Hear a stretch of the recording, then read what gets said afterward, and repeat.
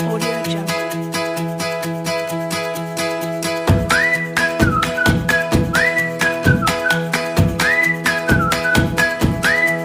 Audio Jungle.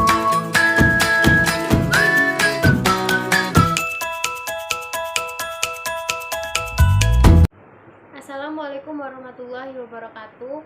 Perkenalkan, saya Risma Setiana, Prodi D3 Farmasi, Fakultas Farmasi Universitas Kader Bangsa Palembang. Jadi, di sini saya akan menjelaskan materi yang berkaitan tentang fitokimia. Fitokimia sendiri artinya ilmu yang mempelajari sifat dan interaksi kimia yang terjadi pada tumbuhan. Nah, materi yang akan kita bahas yang berkaitan dengan fitokimia yaitu teknik ekstraksi konvensional. Teknik ekstraksi yang ideal adalah teknik ekstraksi yang mampu mengekstraksi bahan aktif yang diinginkan sebanyak mungkin, cepat, mudah dilakukan, murah, ramah lingkungan, dan hasil yang diperoleh konsisten jika dilakukan berulang-ulang. Teknik ekstraksi konvensional yaitu terdiri dari maserasi, infusi, pemanasan, dekoksi, perkolasi, sokletasi, ekstraksi dengan alkohol, teknik secara fermentasi, ekstraksi kontinu secara lawan arah. Teknik ekstraksi konvensional yang pertama yaitu teknik maserasi. Teknik maserasi yaitu dilakukan dengan melakukan perendaman bagian tanaman secara utuh atau yang sudah digiling kasar dengan pelarut dalam bejana tertutup dalam suhu kamar kurang lebih waktu 3 hari. Dengan pengadukan berkali-kali sampai semua bagian tanaman yang dapat melarut pada cairan pelarut. Pelarut yang digunakan bisa saja alkohol dan atau kadang-kadang juga air. Cairan kemudian disaring dan dijernihkan. Keuntungan dari teknik maserasi yaitu bagian tanaman yang diekstraksi tidak harus dalam bentuk serbuk halus, tidak diperlukan keahlian khusus, dan lebih sedikit kehilangan alkohol. Kerugiannya yaitu perlu dilakukan pengadukan, penyaringan, terjadinya residu pelarut di dalam ampas, mutu produk akhir tidak konsisten atau tidak konstan. Teknik kedua adalah infusi.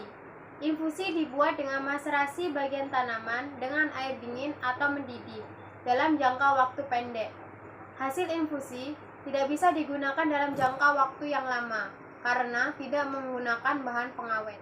3. Pemasakan. Proses pemasakan adalah proses maserasi yang dilakukan dengan pemanasan secara perlahan selama proses dekantasi. Prosesnya dilakukan jika bahan aktif pada bagian tanaman tidak rusak oleh pemanasan pada suhu kamar. 4. Dekoksi. Bagian tanaman berupa batang, kulit, kayu, cabang, ranting, rimpang, atau akar direbus dalam air mendidih dengan volume dan selama waktu tertentu. Kemudian didinginkan dan disaring untuk memisahkan cairan ekstrak dan ampasnya. Ekstrak Ayurveda yang disebut kuat atau kawat diperoleh melalui proses dekoksi.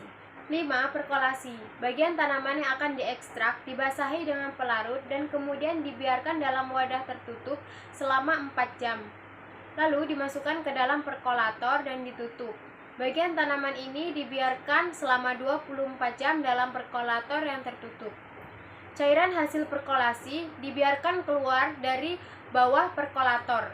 Pelarut ditambahkan lagi hingga cairan ekstrak yang diperoleh menjadi kurang lebih 3/4 dari volume yang diinginkan dalam produk akhir. Kemudian, campuran ekstrak yang diperoleh dijernihkan. Sokletasi. Bagian tanaman yang digiling halus dimasukkan ke dalam timbel dan dimasukkan dalam soklet untuk dilakukan ekstraksi. Pelarut dalam labu akan dipanaskan dan uapnya akan mengembun pada kondensor. Suhu ekstraksi cenderung tinggi karena panas yang diberikan pada labu destilasi akan mencapai sebagai ruang ekspektasi. Ekstraksi dengan alkohol teknis secara fermentasi. Ekstraksi dilakukan dengan perendaman hingga terjadi fermentasi dan pembentukan alkohol secara in situ. Terjadi ekstraksi dengan alkohol teknis secara fermentasi. Ekstraksi dilakukan dengan perendaman hingga terjadi fermentasi. dan pembentukan alkohol secara in situ. Terjadi ekstraksi. Alkohol terbentuk berfungsi sebagai pengawet. Ekstraksi kontinu secara lawan arah. Bagian tanaman masih segar dihancurkan.